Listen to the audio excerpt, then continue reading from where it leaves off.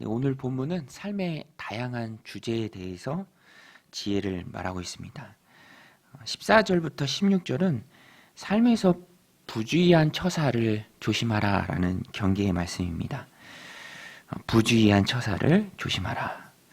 14절은 경우에 맞지 않는 축복이 도리어 저주처럼 여겨질 수 있다라는 말씀인데요. 그러니까 무엇을 말하는가도 중요하지만 언제 또 어떻게 왜 말하는가도 중요하다라는 것입니다. 우리 14절 말씀 같이 한번 읽겠습니다. 이른 아침에 큰 소리로 자기 이웃을 축복하면 도리어 저주같이 여기게 되리라.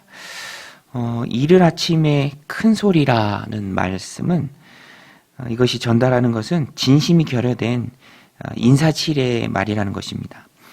가식적이고 혹은 과장되게 인사하는 것. 진심이 결여된 인사치레의 말이죠.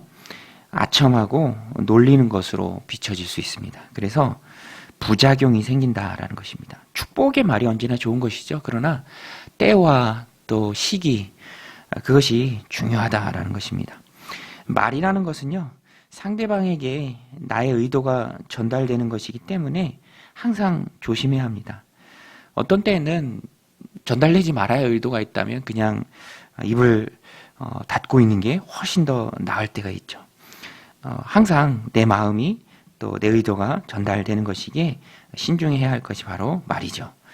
어제 뉴스 중에 상위에 링크됐던 뉴스가 있었는데요. 층간소음 문제 때문에 이웃에게 편지를 쓴 어떤 사람, 그 편지 내용도 다 공개가 됐는데 아래층 사람이 아주 정제된 언어로 품격 있게 편지를 썼습니다. 결론은 다 이해한다. 그러려니 하고 살겠다. 여러 번 수정하면서 표현을 고쳐서 그 편지가 이웃에게 전달되었을 때 오히려 그 편지 속에 담긴 진심이 전달되어서 관계가 더 좋아졌다. 훈훈한 내용이 없습니다. 이런 것을 보면 이웃과의 관계 속에서 내가 지혜롭게 행동하면 훨씬 더 이웃과의 관계가 좋아지고요. 큰 유익이 있다라는 것입니다. 전달되는 말을 통해서 진심이 전달되고요. 또 관계가 훨씬 더 나아진다라는 것이죠. 오늘 이 말씀 마음에 새기고 축복을 축복으로 이웃에게 전달하는 그런 지혜가 저 여러분들 가운데 넘치시길 바랍니다. 15절부터 16절은 다투는 여자의 우매함을 말합니다. 이것 역시 부주의한 처사죠. 그 관점에서 우리에게 주는 교훈인데요. 우매함을 이어 떨어지는 물방울이다라고 표현했습니다. 이어 떨어지는 물방울. 그러니까 한 방울 한 방울 떨어지는 게 아니라 계속 떨어지는 거죠. 배경은 팔레스타인 이스라엘 그 지역의 지붕은 경사가 진 게 아니라 평평해서 물이 고이고 그래서 비가 셀 경우가 훨씬 더 많습니다. 비 오는 날 지붕에 구멍이 나서 물이 새는 거죠. 빗방울이 가끔 떨어진 게 아니라 연속적으로 떨어지는 것. 그것이 그 안에 있는 사람들을 괴롭게 하는 것처럼 남편에게 괴로움을 준다라는 말입니다. 70인 성경이라고 하는 구약 성경을 헬라어로 번역한 성경이 있는데요. 거기서는 좀 의역을 했습니다. 빗방울들이 폭풍이 몰아치는 날 사람을 그의 집에서 몰아내는 것처럼 욕을 퍼붓는 여인은 그의 남편을 그의 집 밖으로 몰아낸다. 의역이지만 이 말씀의 의미를 잘 전달해 줍니다. 흔히 잔소리를 옳은 말이지만 그대로 따르기 싫은 말이다라고 평가하기도 합니다. 말을 전달하는 그릇이 중요하다라는 것이죠. 아이들을 키울 때도요, 정확한 훈육으로 그 아이들 마음 가운데 딱 박히게 하는 게 참 쉽지 않은 것을 느낍니다. 어떤 그릇에 전달하느냐에 따라서 굉장히 결과가 달라지는 것을 느끼죠. 배우자에 대한 것도 마찬가지입니다. 잔소리를 퍼붓는다고 사람이 바뀌었으면 세상이 바뀌었겠죠. 그러나 잔소리로는 사람을 변화시키지 못한다. 흔히 말하는 것처럼 오히려 부작용이 있다라는 것입니다. 그래서 바른 말이라 할지라도 그것을 바르게 담아서 전하는 그릇이 중요하다라는 것이죠. 말로 쫓아낼 수도 있고요. 말로 평안을 주고 더 돈독한 관계를 이끌어낼 수도 있다라는 것입니다. 이 말씀을 마음에 새기고요. 비단 여성들에 대한 것뿐만 아니라 배우자에 대한 남성들도 다 포함이 되겠죠. 이 말씀을 마음에 새기고 말로 내어 쫓는 게 아니라 말로 관계 속에 평안함을 가져다주는 그런 지혜롭고 현숙한 성도님들이 다 되시기를 주님의 이름으로 축복합니다. 우리 17절 19절도 사람 사이의 상호 영향력을 강조하는 말씀입니다. 우리가 참 세상을 살아가면서도 많이 듣는 말씀이죠. 철이 철을 강하게 한다. 철과 철을 마찰시켜서 서로 날카롭게 하는 것처럼 친구 관계의 교제를 통해서 서로의 인격을 향상시키고 또 서로에게 유익을 가져다 준다는 말씀입니다. 우리 17절 말씀도 같이 한번 읽어보겠습니다. 철이 철을 날카롭게 하는 것 같이 사람이 그의 친구의 얼굴을 빛나게 하느니라. 얼굴을 빛나게 한다라는 것은요, 인격 또 지각 능력 등을 나타내는 것인데요. 얼굴이요. 그것을 빛나게 한다라는 것입니다. 비유적인 표현이죠. 좋은 친구와의 교제를 통해서 인격이나 또 지적인 능력이 향상되고요. 예의, 용모, 품행 등 모든 것이 좋아져서 바르게 성장한다라는 것입니다. 사람이 사람을 날카롭게 한다. 철이 철을 날카롭게 한다.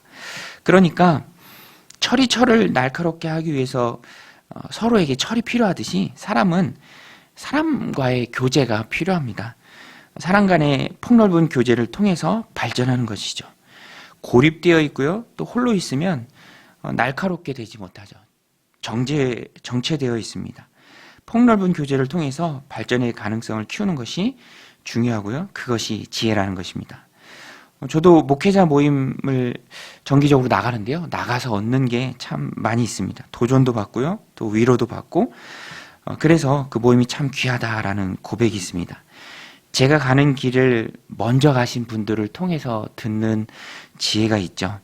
10년 단위, 혹은 20년, 30년 단위. 또 가깝게는 한 3년 먼저 간 그 길을 통해서 저에게 조언을 들을 때, 사랑과 그런 진심이 담긴 조언을 들을 때 시행착오를 줄일 수 있고요. 또 고민하는 문제에 대한 해답을 얻을 수 있습니다. 그래서 자녀들도 저희 어머니도 그런 말씀 많이 하셨어요. 어른들이 그런 말씀 많이 하잖아요. 도둑질 빼고는 다 배워라. 관계를 통해서, 경험을 통해서 얻는 유익이 굉장히 크죠. 특별히 믿음과 신앙의 경험이 우리를 굉장히 풍성하게 합니다. 항상 믿음의 추억을 만들어주는 것이 중요하고요. 그런 목적을 가지고 접근해야죠. 왜냐하면 오늘 말씀처럼 철이 철을 날카롭게 연단시킨다라는 것입니다.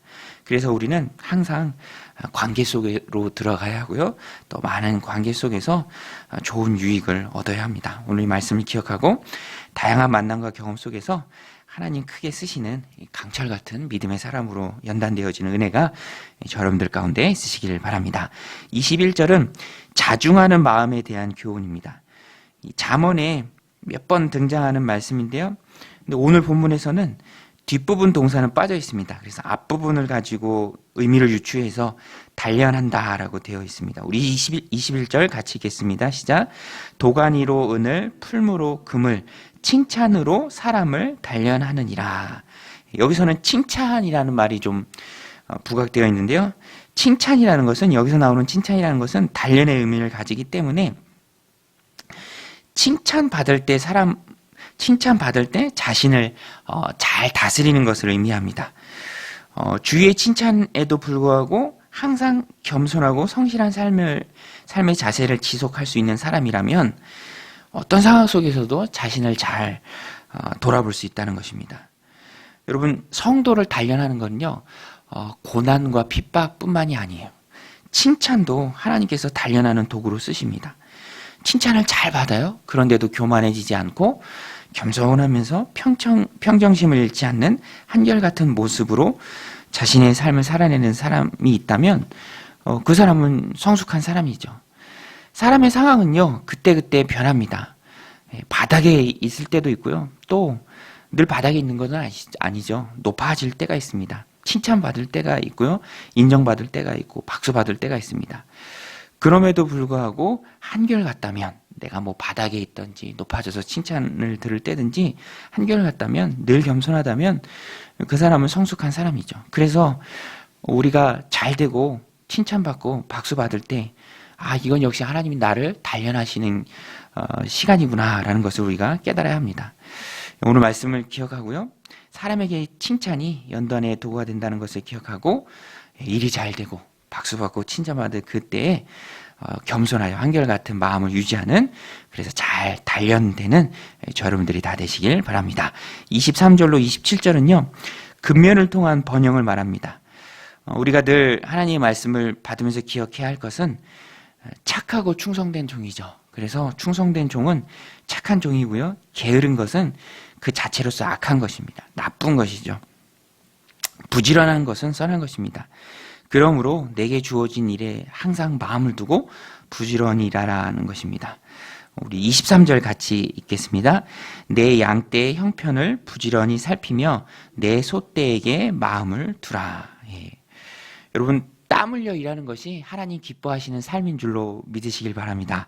무엇이든지 다 쉽게 얻으려는 마음은 바른 마음이 아니죠. 성실한 마음으로 아래부터 차근차근 쌓아가야 합니다. 부지런히 일하면 하나님 공의가 다스리는 세상 가운데 정당한 대가가 주어진다라는 것입니다. 일하고 받은 정당한 대가로 가족들이 평안한 삶을 누릴 수 있습니다. 우리 26절, 27절도 같이 한번 읽겠습니다. 어린 양의 털은 내 옷이 되며 염소는 밭을 사는 값이 되며 염소의 젖은 넉넉하여 너와 내 집에 음식이 되며 내 여종의 먹을 것이 되느니라. 열심히 일하는 것이 정당한 대가가 되어서 그것을 통해서 가정을 꾸려나갈 수 있다는 말씀입니다. 그런데 이 말씀이 이루어지는 상황에 대해서 우리가 생각하고 적용해 보길 원하는데요. 일한 대로, 수고한 대로 먹을 수 있는 것은 정말로 하나님의 은혜죠. 수고한 만큼 대가가 주어지는 것이 하나님의 은혜입니다. 지금도 그러지 못한 상황들, 또 그러지 못한 나라가 많은 것을 봅니다. 특별히 나라에 부정부패가 심하면 이게 안 돼요. 일한 만큼, 수고한 만큼 대가를 얻기가 정말 어렵습니다. 국민들의 삶이 피폐해집니다. 특별히 남미의 멕시코 같은 나라를 보면 미국과 인접해 있죠. 국경을 접하고 있습니다. 그래서 미국에 있는 조건은 멕시코도 다 가지고 있습니다. 자원만 놓고 보면 강국이에요. 자원 강국입니다. 그럼에도 불구하고 경제적인 차이가 엄청나죠. 그 이유가 어디에 있느냐? 부패에 있습니다. 국제 투명성 기구가 조사한 멕시코의 청렴 지수는 최하위입니다. 행정 서비스 관련 부패가 연간 2억 건이 넘어가죠. 뇌물에 쓰는 돈이 2조 원이 넘는다고 합니다. 그러니까 뇌물 없이는 아무것도 할 수 없죠. 판사의 절반 이상이 부패했다고 합니다. 그러니까 노력해도 힘들게 살 수밖에 없습니다. 이런 구조적인 문제 때문에 국민들의 삶이 나아지지 않는 것이죠. 그래서 잠언에서 그토록 말하는 공의가 너무너무 중요한 것을 봅니다. 오늘 우리도 너무나 쉽게 돈을 벌려는 사람들이 많아지는 것을 보면서 안타깝죠. 그런 많은 사람들이 있는 시대를 우리가 살아가고 있습니다. 그러나 오늘 말씀 우리에게 주는 교훈처럼 우리가 잊지 말아야 할 것은, 하나님의 기뻐하시는 것은 땀 흘려 번 돈이고요. 그렇게 열심히 일해서 가족을 부양하는 것이 숭고한 것이고 하나님이 보시기에 아름다운 것입니다. 부지런한 사람이 열심히 일해서 대우받는 사회가 좋은 사회죠. 오늘 우리도 우리나라가 그런 좋은 사회가 되기를 위해서 기도해야 한다라는 것입니다. 오늘 우리가 살아가는 이 세상이 그런 하나님 기뻐하시고 인정하시는 좋은, 정의로운, 공의로운 그런 사회가 되기를 위해서 기도하는 여러분들이 다시 되시기를 주님의 이름으로 간절히 축원드립니다. 우리 함께 말씀 붙들고 기도할 때 오늘 우리가 하나씩 살펴본 말씀이 있죠. 삶의 지혜가 되는 말씀이 있는데요. 이웃에게 축복을 전달하는 지혜가 있게 하소서. 말로 평안을 주는 현숙함의 지혜가 있게 하옵소서. 관계 속에서 강철같이 우리가 연단되게 하여 주옵소서. 칭찬 속에서도 한결같은 평정심을 유지하게 하옵소서. 또 부지런하여 가족을 잘 부양하는 우리가 되게 하여 주옵소서. 우리 말씀 붙들고 기도하며 나아가겠습니다. 하나님 아버지,